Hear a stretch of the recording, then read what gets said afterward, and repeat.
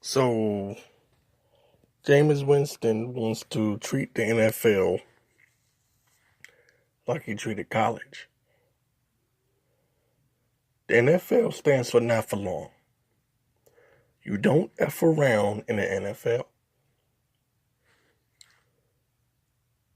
Fitzpatrick stepped in and put up numbers that the Buccaneers are not used to putting up. Okay. He didn't just perform good, he performed great. I've always liked Fitzpatrick anyway. I'm going to pull up some of the highlights from the Buccaneers and Saints game here. But Jameis Winston, you, my friend, have really blown an opportunity. Because Fitzpatrick is taking your job, buddy. Did you see the way Fitzpatrick performed against the Saints? You got to be kidding me. Damage from that inside receiver position. Blitz. You got to be kidding me. Listen to this. Touchdown! Damage from that inside receiver position. Blitz. One-on-one coverage, and he beat it. Mike Evans, Buccaneer touchdown!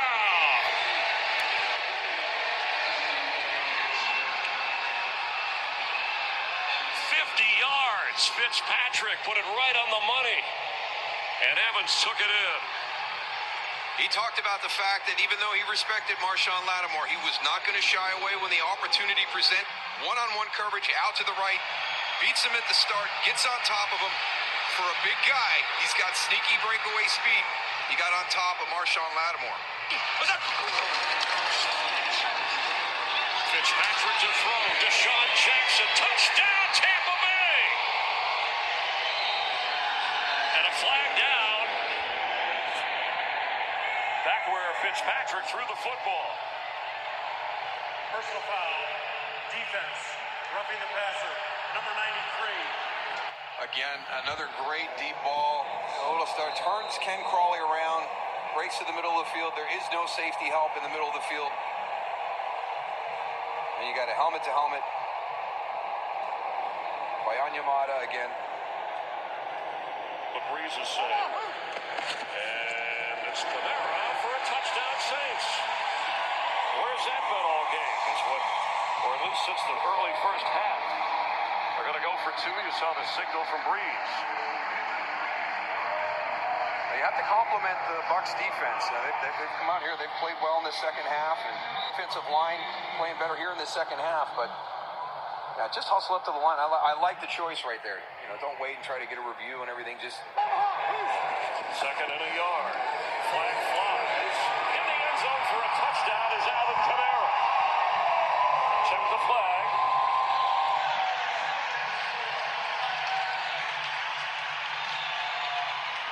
Offside. Defense.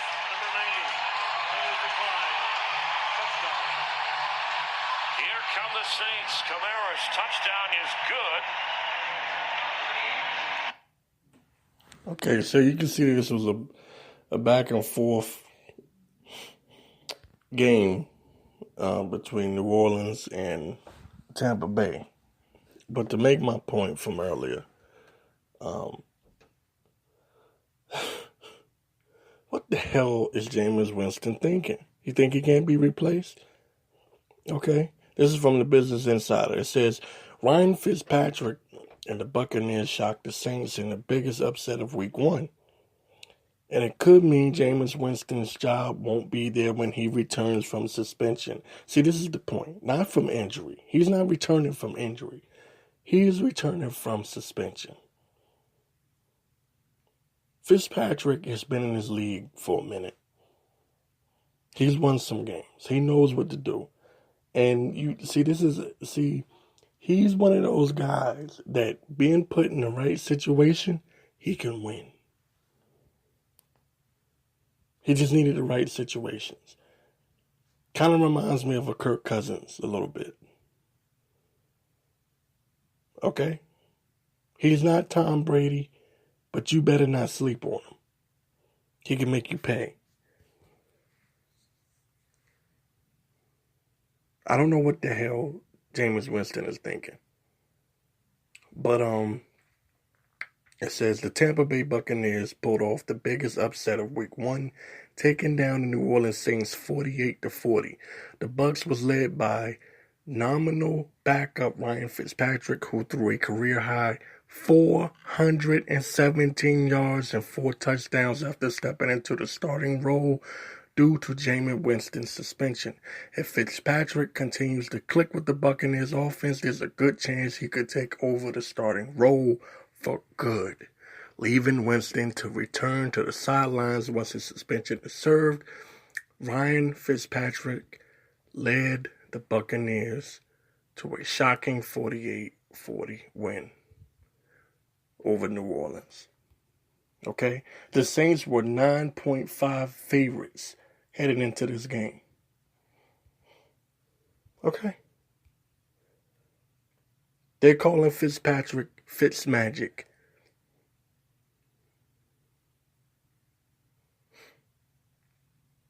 Do you understand me? The NFL stands for not for long. You have to take advantage of your opportunity, not give away your opportunity to someone else. Because you can't stop being stupid. Jameis Winston had a long history of doing stupid things. I wanted to curse just now. Doing stupid things in college. Every time he turned around, he was in trouble. And he was good in the NFL for a little while. Looked like he got his act together. And lo and behold, he goes and gets suspended again. And Fitzpatrick steps in and put up historic numbers. 417 yards.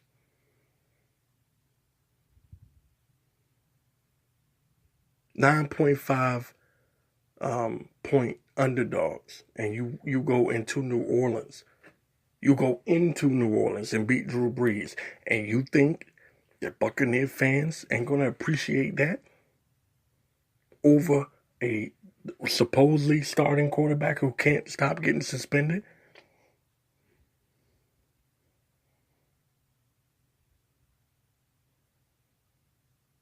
If I'm the Buccaneers, there's no way in hell I'm bringing Jameis Winston back as the starter.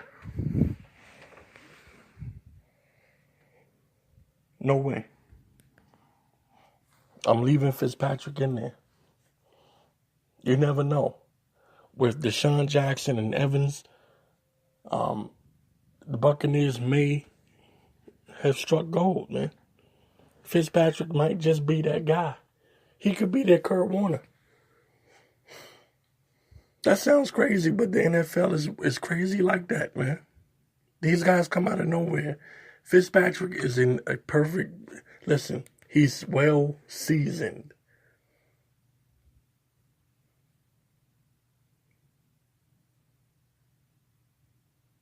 Jameis Winston. If this was the Breakfast Club, I would give him Donkey of the Day. For those of you that listen to the Breakfast Club or watch the Breakfast Club, you know what I'm talking about. He is definitely worthy of Donkey of the Day, a Donkey of the Year.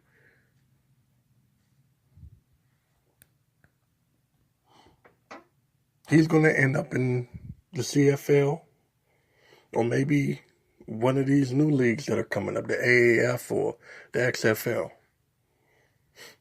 But the XFL won't even take him because, they got certain standards over there. And he can't stay out of trouble. Vince McMahon don't want anybody in his league that can't stop breaking the law.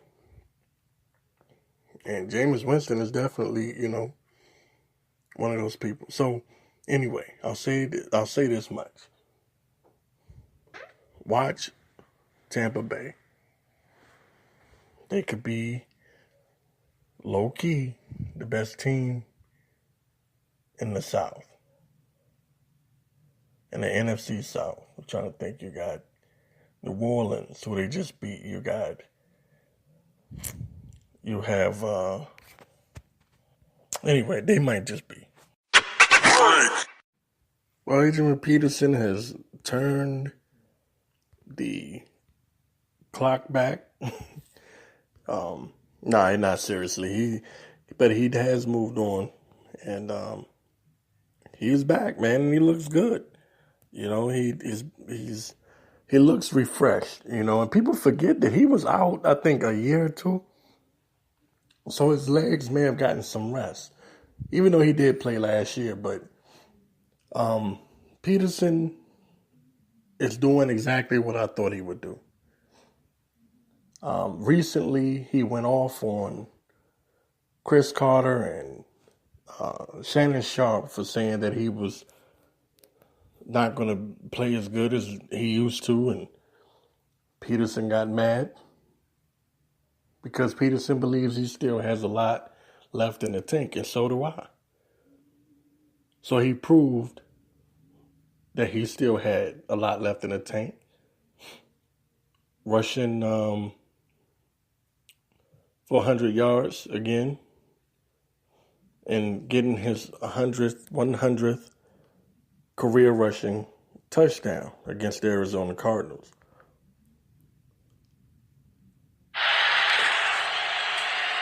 Touchdown, Adrian Peterson. He finished his season in Arizona a year ago, and it ended early because of a severe neck injury. All this, he should never be able to run untouched. You got to create a pile, and if anything, on an inside goal line running play, you have to make him go over the top. And right there, I think Kadichi, number 90, got driven down inside, provided a little bit of a cutback. So, again, Adrian Peterson is back, and he looks like he's ready to ball out. Now, what does this mean for the Washington Redskins? They have Thompson, Kelly, and Peterson. This is perfect. The only thing that I think that they should have done, and I've spoken on it before, they should have picked up Dez Bryant. The Redskins are low-key one of the most improved teams this year. Watch. I might be right about this one, I'm telling you. Just watch. They low-key, very quietly, may be the only team to be able to compete with the Eagles for the division. I don't know if they're on the Eagles level, but I do think that they are going to be definitely in the hunt for the playoffs. I would be surprised if they didn't make the playoffs, to be honest. I think they'll beat the Cowboys twice this year because they suck. They absolutely suck. I think that they'll beat the Giants twice because they suck. Neither one of these teams are on par. If they can squeak out a victory against the Eagles,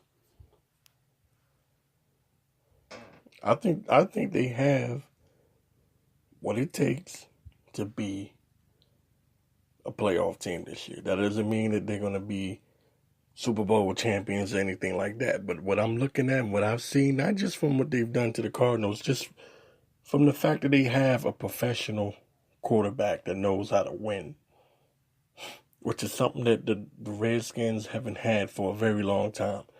This isn't Robert Griffin III. This isn't Kirk Cousins trying to figure his way out. This is Alex Smith, who's been in big-time situations, playoff games, NFC Championship. Alex Smith. Been there. You know? This guy's consistent. He knows how to win. and he brings that to the team. He's the captain. You got Adrian Peterson, who's pissed off at the world because people believe he's done. He's got a point to prove. You got the speedster Thompson back there, plus Robert Kelly. You got Jordan Reed back. Vernon Davis. You got Josh Norman, who has an attitude and plays with the Warriors mentality. Yeah.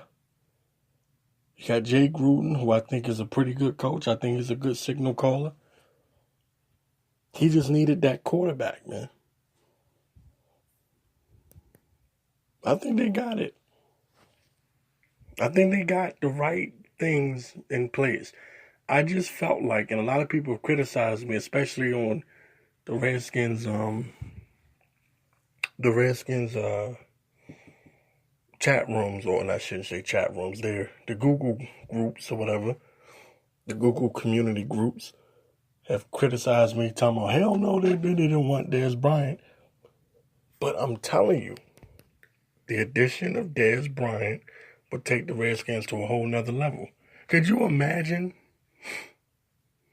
them having Thompson, Peterson, and Kelly, Reed, and Davis, and then you throw Dez Bryant in there? The defense would be in trouble.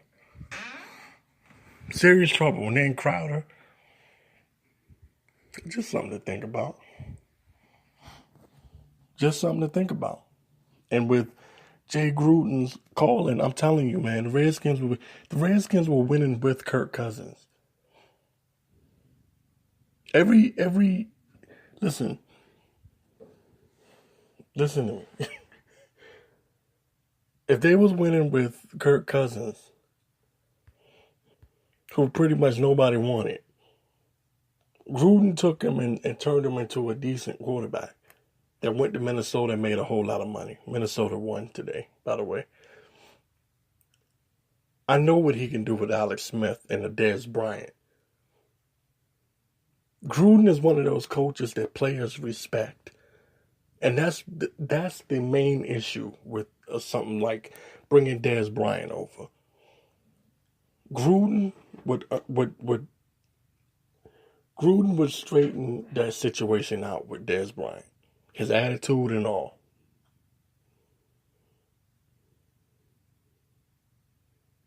Just something to think about, man.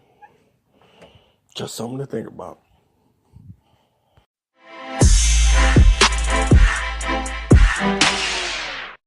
Okay, you can hear the game playing in the background. What did I tell you Cowboy fans? What did I tell you? I told you were going to miss Dez Bryant. I told you. But people were saying, oh, Dez is overrated. I'm sure Dez is somewhere smiling. He hasn't been signed, or at least that we know of. I don't know if he's in contact or talking to someone, and that's a whole nother story within itself. But the Cowboys miss Dez Bryant. They definitely miss him today. Prescott does not look the same. The whole Cowboys offense don't look the same. And it was a fatal, brutal, just absolute atrocity. It was one of the biggest mistakes that I've ever seen a team make when the Cowboys got rid of Dez Bryant. It's not always about how many catches he made. It's about big-time receivers showing up in the big time. And also, it's about the fact that you got to think about it. You got to think about this now. Sometimes, when you have a big superstar receiver, you can hit a game still playing. This is the end of the Carolina Cowboys game, okay? The Panthers-Cowboys game is concluding. Sometimes it's what you don't see in the numbers the stats that count the most. Dez Bryant caused defenses to change their game plan just from him being on the field. He made them adjust, which had an effect on who else would get open for the Cowboys. Whatever receiver is lined up on the other end or in the slot or the tight end, even the running game. That one player can change the whole dynamic of the ball game. Make the entire defense adjust. Without him, they don't have to double team anyone. Name someone on the Cowboys team that needs to be double teamed. All you got to do is stop Ezekiel Elliott. And that's what the Panthers prove. Okay? As this game concludes, the Cowboys lose to the Panthers 16-8. 16-8. All it took was 16 points for the Panthers to beat the Cowboys. Really 9. The Cowboys can't score no more than 8 points. This is big time trouble for Big D.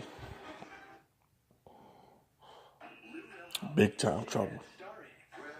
Big time. They are going to regret. They are going to regret letting go of Dez Bryant. So, what do? There's nothing you can do. You let him go. You talk trash. You're moving on. You don't need him.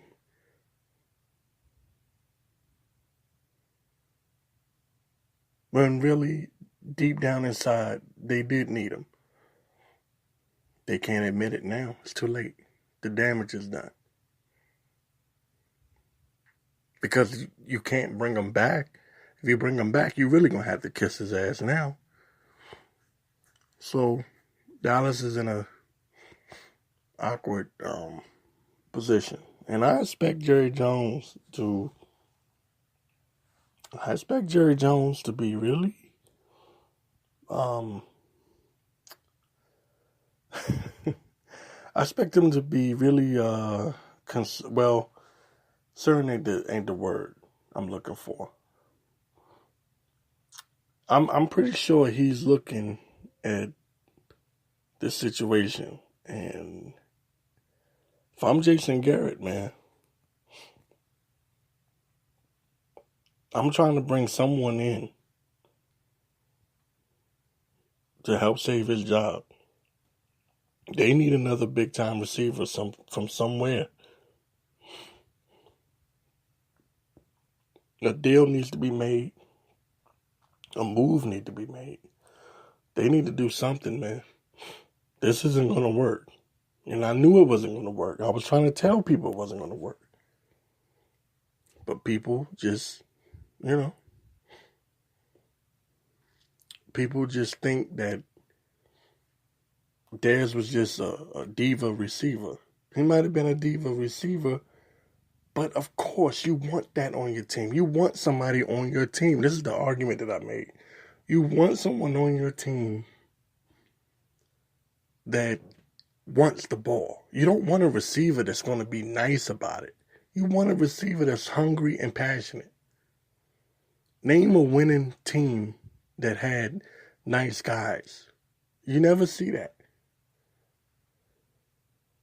Dez was passionate. Dez wanted to win. Dez brought that attitude to the team. They don't have that anymore. Jason Garrett is laid back. Dak Prescott is laid back. There's no fire on the team anymore. There's nobody on that team that is going to light a fire under them when they don't perform well. Dez was that guy. Dez was the guy that was stomping, screaming. You see? He was the guy. They thought they didn't need him. They're going to find out very soon, and this is just the beginning. They're going to find out very soon that they needed him a lot more than they thought they did. This is only the beginning. Only the beginning. You can say, oh, it's just one game. No, it ain't just one game. It's not just one game. The Cowboys are getting ready to go downhill. Just pay attention. Now you can understand why the Giants re-signed Odell Beckham, which I really wanted the Giants to get Dez Bryant, but that's another story. The podcast you just heard was published with Anchor. Got something you want to say to the creator of this show? Send them a voice message using the Anchor app, free for iOS and Android.